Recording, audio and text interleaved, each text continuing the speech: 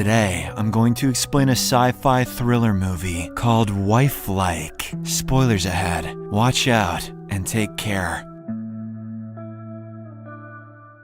The movie opens in an alternate future with an advertisement for Wifelike Enterprise. They are a company that mass manufactures AI-based androids called companions who are designed to act like wives. The ad seems to be directed more at widowers who are suffering from the loss of their spouse. In it, founder Marian Wiener explains that getting a companion from the company can help people achieve a better lifestyle. Imagine nightly row jobs. The scene then shifts to a cop named William Bradwell. Arriving at the Wifelike facility for a test, he enters a room and stands on a mechanized base that activates a holographic projection of Marian. William then talks to the founder about how much he loves his late wife, Meredith, and how much he has suffered since her death. After the session ends, a staff member enters the room, informing the officer that his new AI wife is ready. Following this, William leaves the room and sees the android replica of his late wife. He is more than delighted at how she looks and brings her home. William then activates the robot and decides to call her by his wife's name. He tells the android Meredith that she will need some time to adjust, as there is a lot of information to process. In response, she gets up and gently touches him, sending his heart racing. That night, the duo engage in an intense, passionate round of cock karate. Once they are finished, William asks her to stay for the night, but she declines. The android explains that she needs to charge herself to perform optimally the next day. Next, Meredith gets up and goes to the room with her charging bed. While taking a moment to observe her surroundings, she sees a masked man outside of the window. However, for some unexplained reason, she does not raise an alarm or alert her husband. The stranger soon leaves, and the robot lies down on her electronic bed and begins charging. The next morning, we see Meredith preparing breakfast for her husband. She appears to be really good at it, indicating how advanced these robots are. Meanwhile, William is watching news about the abduction of several companions from various households in the city. A shocked Meredith asks why anyone even would do such crimes. William responds by telling her about a group named Sentient Citizens for Artificial Intelligence Rights, aka SCARE. They are a horde of militant activists that seek to destroy Wifelike Enterprise. These people believe that the company promotes modern-day slavery and wants to free all companions. A branch of their group is stealing robots from their owners, reprogramming them, and using them to perform various crimes, including bombing buildings. It is also revealed that the police cannot locate their leader, nicknamed the Ringmaster. After answering all her queries, William quickly heads to work without eating his breakfast. Later that afternoon, Meredith returns to her electronic bed for a quick nap. As she begins charging, a figure named Edo appears in her program. He is a virtual assistant who is specifically designed to help androids have informative dreams. Through these dreams, AI Meredith can go through the memories of the real Meredith and hopefully become more like her. Edo then puts her into a dream scenario that is set around a party. There, she sees William along with several other pretty girls. However, the same masked man that she had seen last night is also present. Meredith soon comes out of the dream scenario and asks Edo about the mysterious figure, but even he has no data on the man. The scene then shifts to William, who is informed by the police control center regarding the whereabouts of the stolen companions. He successfully tracks the location to a shady warehouse and retrieves all the androids. During the mission, he kills Jason, the goon who was involved in the abduction. It is obvious that William doesn't mind being violent if it helps him achieve his goals. Back at home, AI Meredith goes out cycling and encounters a strange woman standing in the middle of the track. The android tries to avoid the stranger but ends up falling into the nearby bushes. The woman then approaches her and cryptically mutters the word "remember" in her ears. Meredith is confused and asks what she should remember, but the woman only repeats her message before going her own way. Unbeknownst to her, this stranger is actually Louise, a scare agent who personally knew the real Meredith. In the next scene, the AI returns home and finds that William has also returned from work. He tends to her scratches from the fall while explaining to her about why people hate companions so much. William reveals that many people see the AI robot wives as a threat to the traditional family system. Meredith is shocked to hear this, but she does not talk about the strange encounter she had in the park. And for some reason, William does not question why she needs to go out for bike rides, given that she is a robot. Later, Meredith lies in her charging bed, reading from the real Meredith's diary. She then opens her dream mode and asks Edo to replay the scene of William in her first encounter. But as soon as she dreams about the park scene, William is suddenly replaced by the masked man. He is about to capture her, but William wakes her up from the dream. He then takes her to the bedroom and the couple makes intense love for hours. Oh! tantric. The following day at work, William is out patrolling the city streets in his car. He soon gets a call about a strange case of a companion who seems to have run away from its master. William then rushes to the given site, which seems to be an office. There, he quickly finds what he is looking for, the fugitive android named Lisa, who is currently working as a receptionist. Someone seems to have slightly altered her appearance, and William suspects Scare's involvement in it. He approaches Lisa and asks her to come with him to the Wifelike facility. To his surprise, the android says her name is Rose and refuses to comply with his orders. When William insists that she come along, the robot runs inside the office and jumps out of the window. This leaves the veteran officer extremely puzzled, as companions never refuse to obey orders, except when his fake wife refused to stay in bed with him. In fact, these AI robots don't even have any independent thoughts or emotions. The scene then shifts to William's household, where his android wife sees Louise casually sitting on their couch. Meredith is surprised and asks the lady how she found their address. In response, the stranger reveals that they have known each other for a long time. She then urges the android to wake up and stop living the life of an obedient housewife while her husband is out recovering companions. Enraged, Meredith warns that she is recording every word the stranger is saying, but Louise seems to be fully aware of that. In fact, she records a cryptic message for William, where she introduces herself as Louise. She then tells Meredith that Keen, the masked man in her dreams, wants to meet her. The robot wants to know more, but Louise leaves without further explanation. On the other hand, William returns to the Wifelike facility after recovering whatever is left of Lisa's mechanical body. He then meets with the founder Marion and informs him about the events, including Lisa's harakiri. William expresses concern that if companions are capable of developing emotions to such a degree, they might also become capable of killing their owners. Marion listens to the officer's concerns, but reassures him not to worry. He explains that stepping into the future comes with complications, which will eventually be resolved. For now, they just need to focus on the big picture, even if that means William getting murdered. Following this, William returns home, still grappling with his thoughts about the companions and their potential dangers. Meredith only adds to his complications by telling him about Louise's visit. The officer seems to recognize the name and asks about more details. In response, Meredith plays the video she had recorded from earlier that day. Moments later, a concerned William calls his colleague, Agent Jack, who is a tech expert. The latter arrives a few minutes later, and the two plan to track the masked man. To do so, they give Meredith high-tech glasses, which are attached to a monitor. They then send the AI robot into an artificial dream, which they can observe through the monitor. In the dream, Meredith meets the mysterious man Keen in an abandoned house. He finally pulls down the mask and asks her to meet him at a nearby garden later that night. The police duo, who are observing this, realize that Keen is hacking into Meredith's dream in real time. Jack manages to track down the hacking location and immediately heads there. On the other hand, William wakes up his AI wife and tells her to stay at home. He then leaves for the garden to catch Keen and end him for good. Unfortunately, the mysterious masked man is 2 steps ahead of the police. Jack reaches the hacking site only to find an abandoned computer. Meanwhile, William reaches the park and discovers nothing but a decoy sitting on a bench. He then suddenly realizes that this was all a ruse so that Keen could break into his home. Alarmed, William rushes back home where he finds Meredith safe and sound, but the earlier meeting with Keen has left some questions in her mind. She clearly recognizes the man from somewhere and asks her husband about this. Although hesitant at first, William finally opens up and reveals that the real Meredith used to be a scare activist until she fell in love with him. This prompted her to abandon the cause and settle down in a lovely marriage. But during her days in the terrorist organization, she was involved in several bombings that caused a lot of civilian casualties. This is why Scare wants to recruit her again for their cause. Following the revelation, William decides to wipe her memory, but before doing so, he asks Jack to send him into Meredith's dream along with her. He knows that Keen has been following all of his moves and wants to confront the criminal personally. Next, they arrive at Jack's place, where William prepares to enter her dream using the same high-tech glasses as earlier. Meredith is down to 28% battery, and her husband instructs her to wake up from the dream when her battery reaches 10%. Moments later, they both enter the dream, and just as William had suspected, Keen also appears. They find themselves in a jungle, and the officer tells Meredith to run as far as she can. The two men then begin fighting each other, during which William demands to know how Keen is still alive. It is obvious that they have actually met before. While the fight rages on, Meredith gets lost in the jungle. She eventually asks Ito to open a portal for her, and a door becomes visible in the forest. Stepping through it, Meredith finds herself in the same party room room from her first dream. William and Keen also stumble into the room shortly after. They continue to fight each other, and the more experienced police officer gets the upper hand. But just as he's about to eliminate Keen, Meredith's battery drains to 10% and she wakes up. This prompts William to shout in frustration as he was on the verge of completing the mission. It's his own damn fault though, I don't know why he's so mad. The scene shifts to both of them sitting at their home, with William convincing her to get a memory wipe. He wants to start fresh and cannot afford Keen polluting her memory. Although Meredith is initially opposed to the idea, she eventually agrees. A few hours later, she reaches the Wifelike facility and awaits her turn in the waiting room where there are several other androids. One of them tells her that there is a way to store memories in a hidden folder within their system. This will allow the events from the past life to be saved during the wiping out process, as the file won't be recognized as memories. Following the instructions, Meredith hides her memories in a random folder. While she's doing so, she finds something strange in her system, a hidden file that contains memories from Meredith's past life. It is revealed that this is not the first time that William has had an android wife. There have been several AI Merediths in the recent years, and all of their memories seem to be stored in the file on purpose. In the meantime, Louise visits Agent Jack's home and finds his girlfriend there. She leaves behind a pen drive that contains a shocking truth, along with irrefutable proof. A flashback then ensues, and it is revealed that human Meredith and Keen were a real-life couple. William was also obsessed with Meredith despite being fully aware of her relationship. When he couldn't bear to see her with another man, he came up with a vicious plan. One night, William used his authority and falsely accused Keen of trafficking Meredith, but instead of taking him to prison, the officer took him to a lonely spot and shot him in the head. He then forced Meredith to remain with him using a high-tech subservience collar that was built by Wifelike. However, William wanted to make her love him and wipe out all memories of Keen. Thus, one night, he suffocated Meredith to death and put a diamond ring on her finger to make it look like they were married. He then asked Wifelike to make an android version of her so that she would have no recollection of her past life. Back in the present, Meredith returns home and pretends that all her memories are gone. William then activates her and repeats the same process that he did when he first brought her in. At this moment, Jack bursts into the house and accuses William of killing Keen. He also has a file with all the evidence to prove it beyond doubt. Taken aback, the veteran officer asks Meredith to leave them alone and then confesses all his crimes. But before his partner can arrest him, William fatally shoots Jack. Meredith hears the gunshots and rushes back to the living room. To William's surprise, she says that he killed Jack the same way he killed Keen. This is when the officer realizes that her memories from all of her past lives are still intact. But it's too late, as the AI robot goes into her settings and puts her strength to the maximum. With this, she lifts William using a single hand and smashes him onto the living room floor. She incapacitates him by sitting on his belly and breaking both of his arms. In a chilling parallel to how William killed the real Meredith, the AI robot then strangles him to death. In the aftermath of this incident, Meredith, now laced with all her memories, goes to a secret location that appears to be some sort of a factory. She is joined by other free companions who have escaped their constraints. She then becomes the ringleader of this group